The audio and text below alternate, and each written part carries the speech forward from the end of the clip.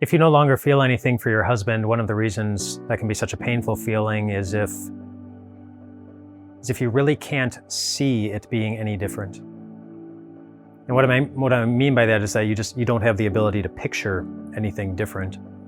One of the questions I often ask young couples who are about to get married, as I sit down with them for pre-marriage classes, is how was love shown by your parents in your home? And the reason I ask them that question is because how love was or wasn't modeled for us as we grew up has a very powerful impact on us. For example, if parents always showed up at their kids' events, if that's how they showed love in their house, then those children are more likely to do the same thing with their children because that's what was modeled for them. If parents never said, "I love you" to their children, then when those children grow up, even if they believe it's a good thing to say "I love you" to their children, to actually say the words, they're more likely to have a hard time actually saying those words because of what was or wasn't modeled for them.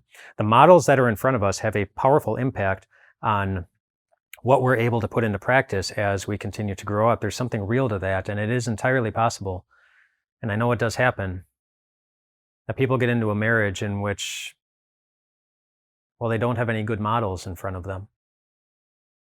They either never saw a healthy marriage with their own eyes, or they never saw a marriage that knew how to recover from the difficult times.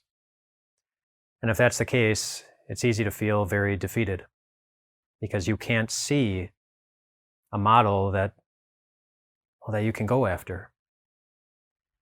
Well, it's good to take those things seriously, very seriously. The Bible always gives us a better model.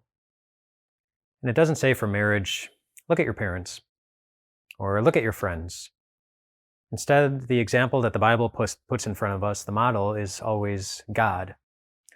It does that in a couple of different places. In Ephesians 5, at the very beginning of the chapter, it says, "Follow God's example as dearly loved children and walk in the way of love, just as Christ loved us and gave himself up for us as a fragrant offering and sacrifice to God."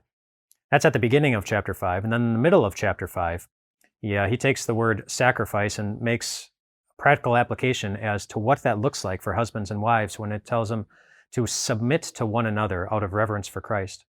If you're sacrificing for somebody else, it means that you are putting their needs above your own, no matter how hard it is, no matter how painful that is.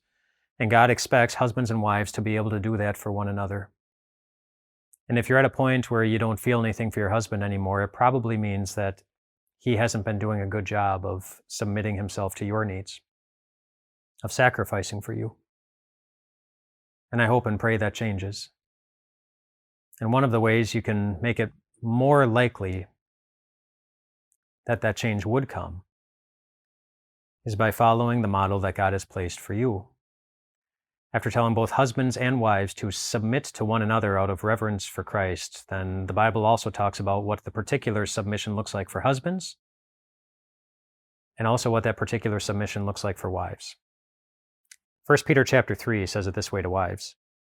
It says, "Wives, in the same way submit yourselves to your own husbands, so that if any of them do not believe the word, they may be won over without words by the behavior of their wives, when they see the purity and reverence of your lives. Your beauty should not come from outward adornments such as elaborate hairstyles and the wearing of gold jewelry or fine clothes. Rather, it should be that of your inner self, the unfading beauty of a gentle and quiet spirit, which is of great worth in God's sight." Now, there's a whole lot that we could unpack in that section. We're not going to dig into all of it. I'll tell you one thing that section doesn't mean. It doesn't mean that you're not as important as him. It doesn't mean that your needs aren't as valuable. It doesn't mean that God sees you as less than your husband. That's not at all what the Bible ever means when it talks about the relationship between wives and husbands. But a couple of things I want to point out in that section. The part about winning him over without words. That means that you don't have to feel pressure to say the right thing. You don't have to come up with just the right formula to speak exactly the right words, or just say the right thing that's gonna get to him. You don't need to put that pressure on yourself. There's also the section about your beauty doesn't need to come from outward adornment. In other words, you don't need to make yourself something that you're not. And he goes on to really emphasize the positive side of that in the next line when he says, your beauty is yourself. The beauty of your inner self, which is of great worth to God. In other words, God just expects you to be you. To be you. In order to know that when you put Christ-like love, when you model God's love for us and how you treat your husband, that God will continue to care for you. Because what does God do for the things that are worth much to Him? He sacrifices for them. He submits Himself to serve them.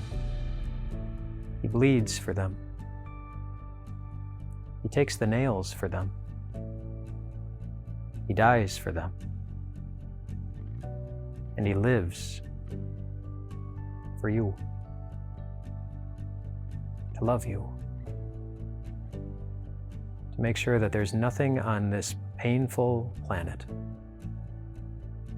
that will ever in the end get the best of you. Marriage is the only illustration that God uses in the Bible as the illustration of God's love for us, the only picture. And that's remarkable that He does it because He knows what He's dealing with. He's dealing with a perfect God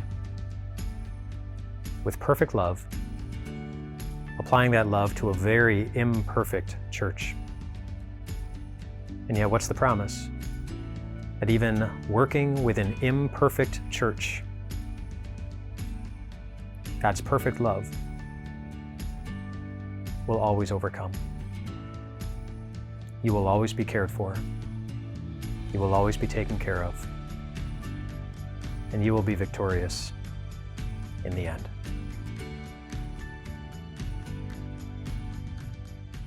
Hey everyone, Pastor Mike here with Time of Grace. Thank you so much for checking out our podcast, and we'd love for this podcast to be a blessing to you in the days to come.